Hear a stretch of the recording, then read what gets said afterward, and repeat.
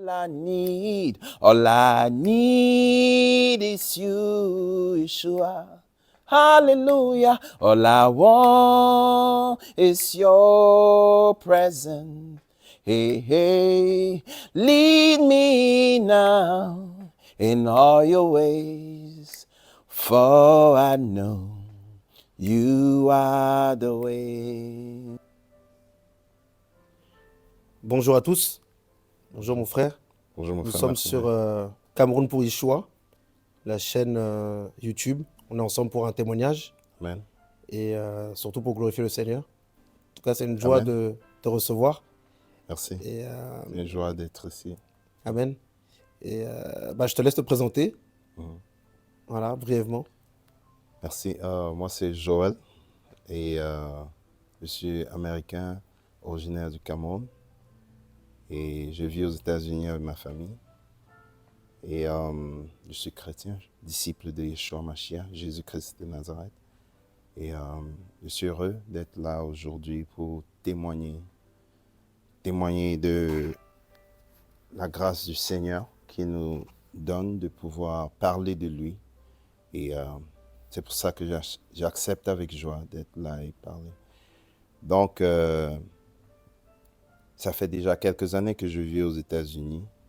Je suis allé en 2009. Mon père a appliqué pour nous. Il nous a fait venir aux États-Unis. Et du coup, j'étais au Cameroun. J'ai quitté au Cameroun quand j'avais 21 ans. Et j'ai été élevé là-bas. J'ai fait mes études là-bas. Je suis quitté du Cameroun avec un probatoire F3 parce que je fais dans la technique. Et dans cette période où j'étais au Cameroun, j'ai reçu une éducation comme beaucoup d'autres, mais aussi en parlant de l'aspect spirituel.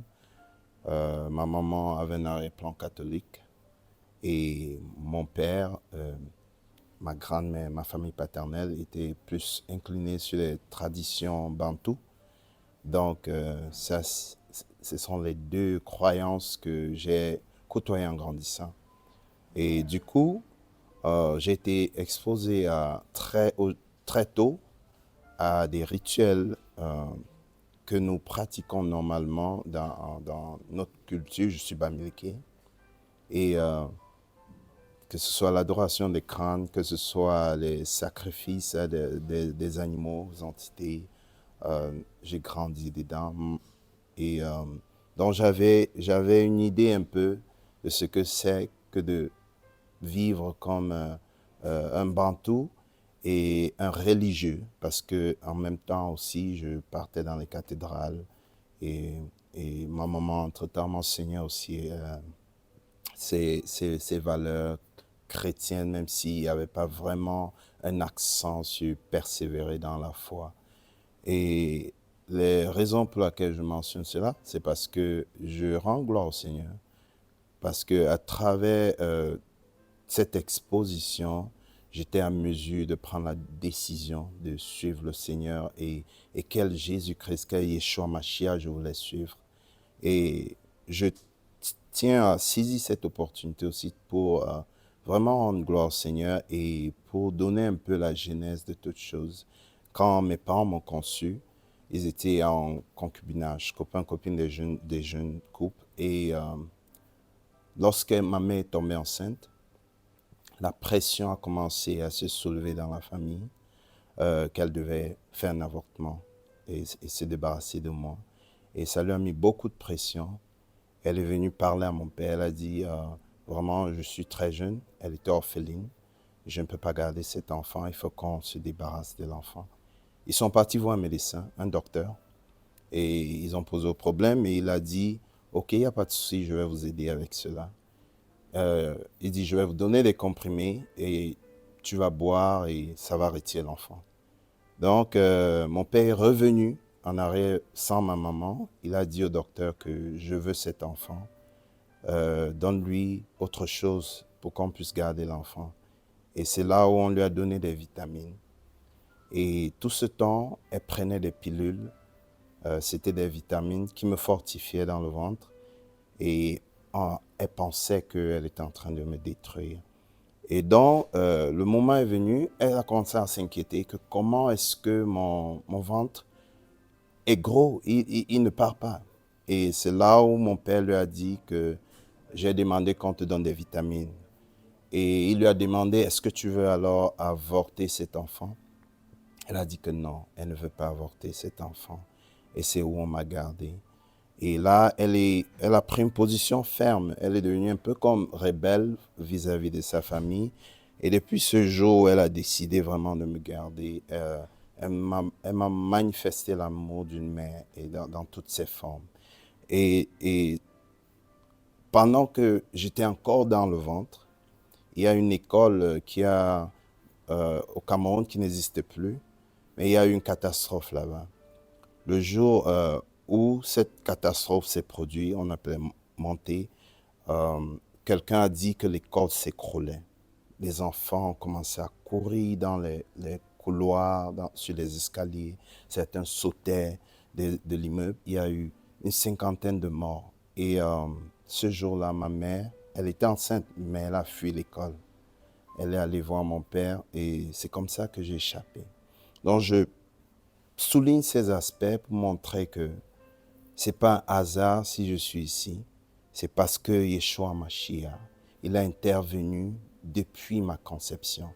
Et quels que soient les plans que l'ennemi a essayé pour pouvoir m'éliminer, il a toujours mis sa main puissante pour me garder. Et donc, pour revenir à l'aspect spirituel de la chose, j'ai eu beaucoup de difficultés dans le sens où il y avait la peur qui me terrifiait. Et c'est quand j'ai atteint la trentaine comme ça que le Seigneur m'a fait comprendre que lorsqu'on m'a conçu, il y avait le chaos. Lorsqu'on m'a conçu, il y avait la peur dans ma maman pendant longtemps. Et le stress que beaucoup de mamans ont, elles le transmettent à leurs enfants. Et c'est comme ça que c'est devenu une partie de ma vie jusqu'à ce que le Seigneur intervienne et me fasse comprendre de quoi il s'agissait. Donc, je voulais couvrir vraiment cet aspect de ma vie. Et en grandissant maintenant, mes parents étaient très occupés. Mon père était un businessman. Et j'ai grandi aussi comme ça dans le tas, avec des responsabilités, comprenant déjà des choses très vite à un jeune âge, d'où facilement je pouvais écouter des conversations que les aînés pouvaient avoir. J'étais déjà très curieux, et surtout sur la sexualité. Donc, je partais là, je regardais les livres de mes oncles, les livres défendus, ouais. Euh, je pouvais déjà faire des immoralités sexuelles à un très jeune âge. Donc, déjà, à l'âge de 10 ans, j'étais plus un enfant. Donc, ça a continué comme ça jusqu'à ce que j'atteigne l'âge de 25 ans, 26 ans, où le Seigneur a vraiment commencé à me montrer mon état sale, de toutes ces immoralités-là, comment si je partais, si je mourais, c'était pas vers lui que je devais aller. Et il y a un témoignage, pour venir à mon témoignage, je veux souligner ça, pour venir à mon témoignage, il y avait une vidéo dont j'étais en ligne, je lisais la parole de temps à autre dans le catéchisme. Il faut dire que j'étais vraiment impliqué dans la chorale, dans le bénévolat, mais je n'avais pas encore reçu le baptême dans cette religion. Mais je savais déjà qu'il y avait des choses que je ne devais pas faire. Donc chaque fois que les convictions venaient, j'essayais de lire la parole, mais il y avait cette culpabilité. Pourquoi? Parce que le Saint-Esprit n'avait pas intervenu pour me rendre libre. Je savais la loi qui est écrite, tu ne feras pas, mais je n'avais pas la force de ne pas le faire. Et le Seigneur donc a permis que je commence à m'intéresser à la puissance de la résurrection. J'ai commencé à naviguer le net, regarder des ministères au Nigeria qui faisaient des scènes de délivrance et tout. Et je partais dans les assemblées aux États-Unis. Là, déjà, à l'âge de 22 ans, c'était pas trop ça. C'était plus la prospérité financière. J'avais une copine, je savais que j'étais dans le péché, mais il n'y a pas moyen de se libérer. Le Seigneur, donc, il a utilisé une vidéo de TV de vie C'était la sœur Sonia. Elle était allée en enfer. Le Seigneur l'avait emmenée en enfer. Elle a eu la folie. Et j'ai sélectionné ce témoignage parce que elle parlait de l'immoralité sexuelle, où ça l'a emmenée. Et vraiment, le Seigneur m'a touché. Il m'a convaincu du péché avec ce témoignage-là. Il m'a montré directement là où j'allais. Et c'est là où je suis tombé sur mes genoux vraiment, lui dire que Seigneur, je ne peux pas. Dans le monde, j'ai essayé des thérapies. Vous savez, quand vous voyez ces films défendus, vous allez essayer de faire des choses. Qui est quelqu'un ou qui n'est pas, vous comprenez ce que je dis. Et donc, le Seigneur, il a utilisé ce témoignage pour me convaincre du péché, pour me donner la force de dire que le Seigneur prend contrôle. Il m'a fait un songe, il m'a donné un songe où j'étais là, j'utilisais les toilettes, je ne parvenais pas à... C'est comme il y avait des feuilles de bananier. Vous voyez, feuilles de bananier, quelqu'un a fait une corde avec. Et ça sortait de mon corps, je ne savais pas, j'étais inquiet, ça ne faisait que sortir. Et il me délivrait en fait, comme ça, là, de l'immoralité sexuelle. Et de là, j'ai décidé d'arrêter tout. Toutes les thérapies que j'avais essayées dans le passé ne marchaient pas, je retombais dedans. J'ai même vu des articles où ils disaient que c'est OK d'un homme ou d'une femme de rester se plaire, vous comprenez, et il n'y avait pas la paix dans tous ces articles-là, c'est du péché. Le Seigneur m'a fait comprendre que chaque fois que tu te caches pour faire ces choses, tu rends gloire à l'entité qui te les inspire. Et ça a commencé vraiment à me transpercer, puis ça a commencé à parler. Et là, j'ai donné ma vie au Seigneur. J'ai même fait appeler, parce que j'ai commencé à suivre des enseignements. J'ai appelé, même dit que je fais alors comment pour me baptiser à l'heure ci. Et l'apôtre il était au téléphone, autant il a dit que le Seigneur va s'en charger. Et j'ai seulement continué à persévérer dans la foi, lire la parole, la méditer. Le Seigneur m'a poussé au bout de 3 ans à lire la parole. Et il m'enseignait, je prenais mes notes. Dit que je n'avais pas d'assemblée locale. J'étais là dans mon coin. Je partais à l'école, je persévérais jusqu'à ce que j'ai fini mes études et me marier. Donc, j'étais là en train de faire une vie solitaire dans le Seigneur. Et je suis sorti des assemblées que j'essayais de côtoyer aux États-Unis parce que je voyais vraiment qu'il n'y a pas la vie. J'ai approché des pasteurs, je leur ai dit, voilà, la parole parle de la sanctification. Comment est-ce que vous êtes en train de nous prêcher juste la prospérité financière? Et je sais que je suis dans le péché et je veux sortir du péché. Ces hommes m'ont dit, il y a un notamment qui m'a dit que non, quand il y a la foule, on prêche la prospérité. Et après, dans les petits groupes, on prêche la sanctification. J'ai dit que non, mais ça, c'est la psychologie. Le Saint-Esprit ne fonctionne pas comme ça. Il donne le message de la délivrance et si ça te concerne, ça te délivre. Et ils m'ont bloqué du groupe WhatsApp où j'étais. Et c'est comme ça qu'on s'est séparés. Je suis allé dans d'autres assemblées. Un Ivoirien, il avait épousé une Ivoirienne, mais c'était la même chose. Ils te disent que c'est vrai ce que le Seigneur te dit, mais ils continuent à faire ce qu'ils veulent faire. Un pasteur nigérien, le Seigneur m'a fait le rencontrer. Il m'a dit que c'est vrai ce que tu es en train de dénoncer là, mais il continue à faire ce qu'il veut. Donc, c'est ça qui m'a boosté à vraiment sortir des assemblées. Et le message que j'écoutais maintenant à TV de Vie, les bien-aimés autour de l'apôtre Chora, qui étaient là, en train de partager l'évangile, mettaient un accent sur la relation personnelle avec le Seigneur. Et je sentais que ce que le Seigneur m'enseigne, c'est ce que je suis en train d'écouter. C'est ça, en fait, ma motivation. Le moment est venu où il y a eu beaucoup de chaînes qui se sont levées et qui étaient en train de critiquer le message. Ça a créé un trouble en moi. Et j'ai dit, Seigneur, si c'est ton serviteur, si c'est ton message que je suis en train d'écouter, fais-le moi savoir. il a commencé maintenant à utiliser vos frères pour me parler sur les situations de ma vie, situations de ma famille et tout ce tout ce qui me concernait. Le Seigneur a commencé à vraiment se révéler comme ça. Il a exposé certaines personnes dans des songes, notamment un prédicateur qui vraiment combattait le message. Et le Seigneur m'a montré un songe où j'étais avec l'apôtre Shoah.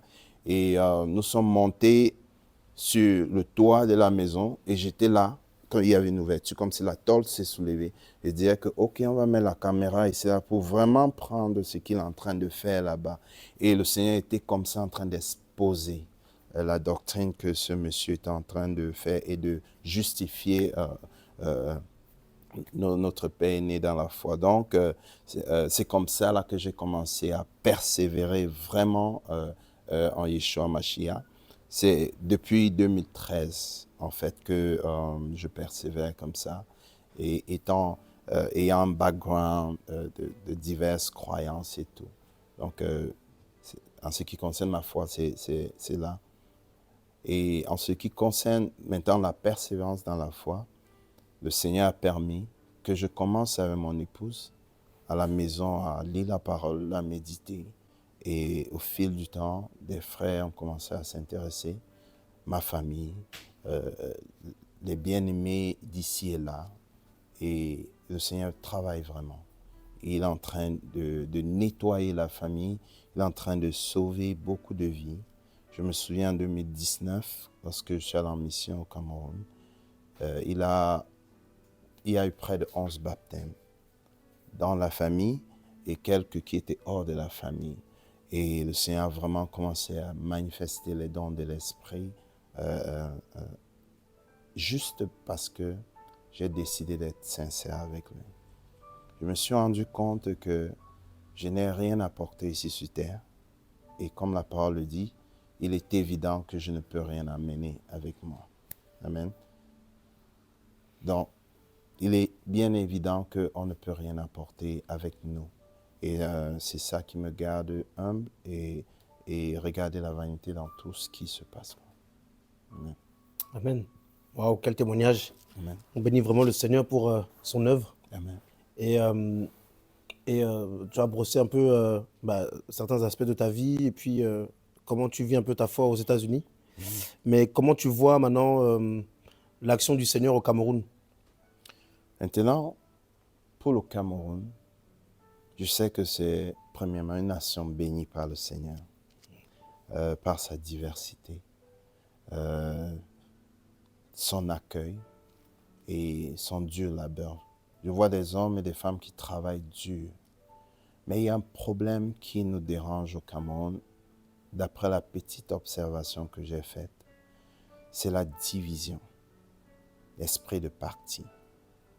Comme la parole dit, moi je suis de Paul, moi je suis d'Apollos.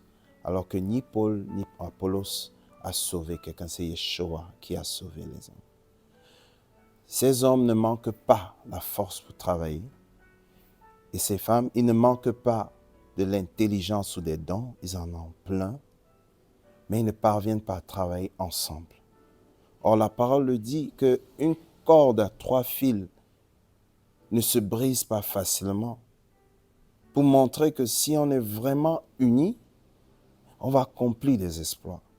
C'est pourquoi l'ennemi veut fragmenter le pays afin de le détruire. Et pendant que nous sommes en train de promouvoir l'unité afin de conquérir, de travailler. Et c'est ce que j'ai rencontré en côtoyant les assemblées, en côtoyant les frères et sœurs de là-bas. Il y a un esprit de domination, un esprit de chefferie. Et aussi, il y a un peu de paresse, dans le sens où nous avons hérité de la religion. Et dans la religion, tu laisses tout au clergé. Tu n'as pas tes propres responsabilités à prendre. Et du coup, lorsqu'on arrive dans la foi, ça devient le problème des anciens. Or, entre les anciens, il y a aussi un clash de Je suis mieux que toi. Ma grâce est mieux que toi. J'ai entendu un Nigérien dire qu'on est égaux d'âge, mais on n'est pas égaux en grâce. Alors que nous avons tous reçu. Qu'as-tu reçu qu'as-tu que tu n'aies reçu? Et si tu as reçu, pourquoi te glorifies-tu? Donc il y a ce problème d'humilité que nous devons avoir dans notre cœur pour pouvoir travailler ensemble, pour pouvoir mettre ensemble. Et le Seigneur nous donnait une belle image ce matin. Il disait, si, par exemple, mon frère, tu as la hache comme outil de travail, il y a un champ là qu'on va travailler. J'ai la machette, ma soeur a une épée entre ses mains, et que nous sommes dans cette salle. Si un fauve entre dans cette salle, nous allons nous tourner vers le fauve pour l'attaquer. Si le fauve n'entre pas dans cette salle, nous allons commencer à contempler les outils que nous avons. Si on dure longtemps dans cette salle, on va commencer à se comparer. Non, ma hache est mieux. Non, c'est mon épée qui est mieux. Les grâces, comparaison des grâces. Et si on reste encore trop loin, on va commencer à se découper. Alléluia. Donc, si on était dans un champ où il y a le travail, où il faut utiliser ces outils-là, on est en train d'utiliser ces outils pour ce qui est approprié. Donc, c'est un peu ça le problème. Les grâces ne manquent pas, ils en ont beaucoup. L'intelligence ne manque pas, ils en ont. Mais s'exposer au travail, aux besoins qu'il y a, on ne le fait pas vraiment. C'est comme un corps qui a un problème de système immunitaire. Il s'attaque lui-même. Donc, c'est un peu les difficultés que je vois au niveau des assemblées du pays. Et du coup, le Seigneur m'a fait travailler. Comme je disais, je n'ai pas connu des assemblées locales. Dès ma conversion, ça a été dans mon coin jusqu'à ce que je commence à me rapprocher des frères et sœurs. En tout cas, je les rencontre dans des missions au pays déjà. Donc, ce qui fait que j'ai été épargné de cela. Et je vois véritablement ce que le Seigneur planifiait et j'ose vraiment contribuer à ce qui est en train de se passer. Alléluia, j'ose contribuer à ce qui est en train de se passer au niveau du pays. Si on a un peu d'humilité, si on se supporte un peu, on va aller loin. Et là, se supporter ne veut pas dire qu'on va accepter le péché. On combat le péché. Mais il y a une différence avec un frère qui ne veut pas de la vérité, qui connaît la vérité mais ne veut pas, et un frère qui ne comprend pas la vérité. Et le Seigneur m'a fait comprendre que si tu abandonnes un frère 10 ans en arrière, et que dans 10 ans plus tard, le Seigneur le sauve, ça veut dire que tu as abandonné plus tôt. Le Seigneur avait encore le regard sur lui. Mais toi, tu as retiré ton regard plus tôt. Or, si je cherche la pensée du Seigneur, je veux savoir s'il continue de le regarder ou pas. S'il veut que je prie pour lui ou j'arrête de prier. Et là, on pourra accomplir la volonté du Seigneur pour notre nation, le Cameroun. Amen. Amen. Et, et qu'est-ce que tu pourrais dire à la jeunesse camerounaise qui ne connaît pas forcément le Seigneur? Je dirais à la jeunesse camerounaise que on apprend du passé.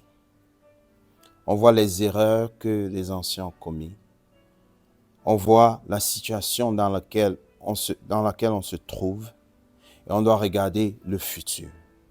Or, il se trouve que le Seigneur a dit que dans les derniers temps, sa jeunesse viendra à lui comme une rosée. Et il dit, jeunes gens, vous avez vaincu. Le Seigneur, il a un plan pour la jeunesse. Il veut utiliser la force de la jeunesse. Mais la jeunesse a besoin de l'expérience des anciens pour aller de l'avant, pour ne pas répéter les erreurs. Donc j'encourage les jeunes à se rapprocher de ceux qui étaient là avant qu'eux, de voir jusqu'où ils sont arrivés et ce qu'ils n'ont pas fait. Utiliser cela pour pouvoir aller de l'avant. Mais au-dessus des témoignages des aînés, il y a la force que le Seigneur doit nous donner, Yeshua Mashiach, la puissance de la résurrection. Nous avons affaire ici à des principautés, des autorités, des seigneurs de la ténèbre qui ont pris position des cœurs. On les voit vraiment dans beaucoup d'alcoolisme, dans beaucoup de débauche, dans beaucoup de violence. Et ça, ce sont des entités à confondre. Et il faudrait qu'on réalise d'abord qu'ils sont là. Et puis maintenant, on prend la connaissance que le Seigneur nous donne, les expériences que les anciens ont acquis et la mission que le Seigneur nous confie pour foncer de l'avant. Je dirais à ces jeunes qu'il y a un Seigneur qui nous a créés. Il y a un Sauveur. Et le Seigneur a fait de sorte que nous sommes un peuple qui croyons. C'est rare de trouver quelqu'un qui dit « je ne crois en rien ». Soit il sera en train de faire ses pratiques culturelles, soit il sera dans une cathédrale, dans un temple, mais nous avons ce cœur déjà disposé à croire à un Créateur. Je dirais que humilie ton cœur. Entre dans ta chambre, ferme la porte. Dis que Seigneur, si tu existes, révèle-toi à moi. Seigneur, dis-moi quel est ton nom. Seigneur, quelle est la mission pour laquelle tu m'as appelé? Qu'est-ce que je suis supposé faire ici sur terre? Parce que moi, on devait m'avorter. Moi qui vous parle, on devait m'avorter. Mais le Seigneur n'a pas voulu. Ce n'est pas un hasard si tu es encore en vie. Ce n'est pas un hasard si les maladies infantiles ne t'ont pas achevé. Ce n'est pas un hasard si les agresseurs ne t'ont pas achevé. Si tu es debout maintenant, dans ta vigueur, c'est parce que le Seigneur, Yeshua Mashiach, Jésus-Christ de Nazareth, a un plan pour ta vie. Tourne ton cœur vers lui, dis-lui que Seigneur, conduis-moi. Et il va utiliser ta force, ta vigueur pour accomplir sa bonne volonté pour ta nation. Alléluia. Amen. Amen. Merci pour ce témoignage. Amen. Vraiment que le Seigneur soit béni. Amen. Un mot pour nos frères camerounais qui sont anglophones, Amen. en anglais, hein, si c'est possible. Amen, sans souci. Amen. All I want to say is that, brother and sister in the Anglophone countries, because I know some are in Europe, some are in the United States. There's a reason why you are abroad. There's a reason why you are in this country where you are right now. The Lord took you out from your native country and brought you abroad so you can be different. Different in an aspect that you see things in a different perspective. Learn from those countries. Get what you get from it. And turn your eyes back to your country and see how you can give back. And with your own abilities, it's impossible to do it because we are limited. I know it's difficult. I know we can get distracted. But it comes a time where you seize yourself and you say, why am I here? Where am I going? Where am I coming from? And who's backing me up? And me, the Lord Jesus, Yeshua Mashiach, is backing me up. He's giving me enough strength to look back and say, I can do all things through Christ who strengthens me. I can remove my brothers and sisters who are still in those situations with the little strength that I have. I don't need to be a billionaire to help them. I don't need to own the whole world to help them. But the little strength that I have, I will go with it. Think about what you can do and start focusing on that aspect of what you can do and what your heart is really telling you to do. Don't get comfortable and forget those you've left behind. Because I believe a village raises a child. When you were back home, there's an uncle that say, don't do this. There's a teacher that say, don't do that. There's a grandmother that say, here's the little food that I brought for you. So a whole village raised you. And by justice, it's good that you give back to that whole village. And I encourage you to work hard as you're already working hard, to give back to those people, but never forget that there's a creator that is watching you. There's a creator that sent you. There's a creator that empower you. And Jesus Christ, Yeshua Mashiach, is the one that revealed himself to me. And he can do wonderful things with you. He can do beyond and above the things that you can even think. So just give him a try. Just trust in him, and you will see the things he will accomplish through your hand. It's possible. All things are possible for those who believe. And that's what I have to tell you today. And please consider what I've suggested. Amen. Amen. Amen. Amen. Praise the Lord Yeshua. Vraiment, bénis le Seigneur pour ce témoignage. Nous arrivons à la fin de Amen, cette amen. interview. Merci, frère Joël, pour Amen. ce temps Merci, que tu nous as gloire au Seigneur. accordé. Et, Amen. gloire au Seigneur pour ce qu'il fait dans ta vie. Amen. Et c'était Cameroun pour Yeshua. J'ai rencontré Yeshua. Amen. Je l'ai Merci. rencontré. Amen. Et puis, à bientôt.